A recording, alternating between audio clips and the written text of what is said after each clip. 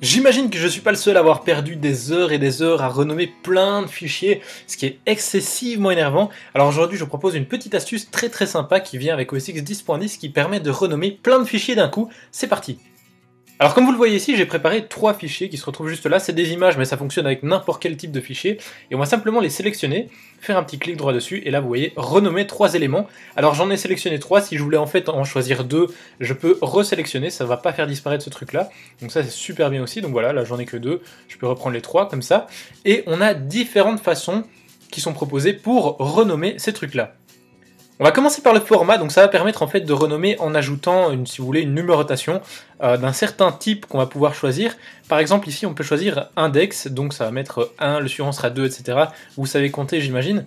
On peut ajouter un compteur, donc là ça va ajouter des zéros pour tous les petits slots, tous les petits nombres qui ne sont pas utilisés, donc le 1 sera 00001 et le 100 sera 00100, vous avez compris.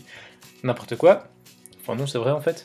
Bref, vous pouvez choisir d'ajouter ce nombre après ou avant le nom, vous pouvez commencer à un certain nombre bien précis, et ici vous pouvez choisir la dénomination, donc si on met rien, ça va juste mettre des 00 après le nom de base du fichier, et si on ajoute un truc style brute, ça ne veut strictement rien dire mais je voulais mettre ça, et bien ça va ajouter ça au début des fichiers.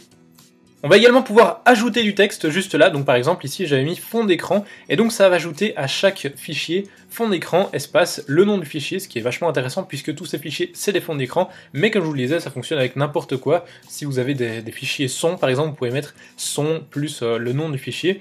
Je peux également choisir de nouveau de le mettre avant ou après le nom, et si on clique sur renommer, parfait, ça va tout renommer en ajoutant fond d'écran avant, en l'occurrence avant le nom du fichier.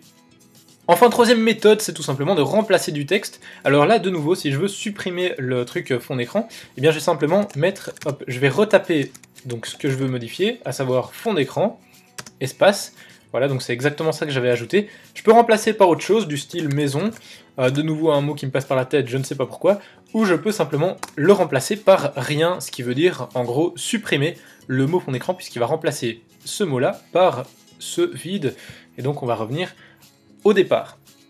Voilà, donc une technique tout ce qu'il y a de plus simple, pas besoin d'installer quoi que ce soit, c'est directement avec OS X 10.10, je précise, donc avec Mavericks et les versions antérieures ça fonctionnera pas. Vous retrouvez comme d'habitude le fond d'écran dans le fichier zip de la vidéo, vous pouvez télécharger dans la description. Moi je vous dis à très bientôt, n'hésitez pas à regarder toutes les autres vidéos que j'ai faites, en laissant par exemple cette vidéo continuer pour qu'elle passe à la suivante. Moi je vous dis à très bientôt, ciao!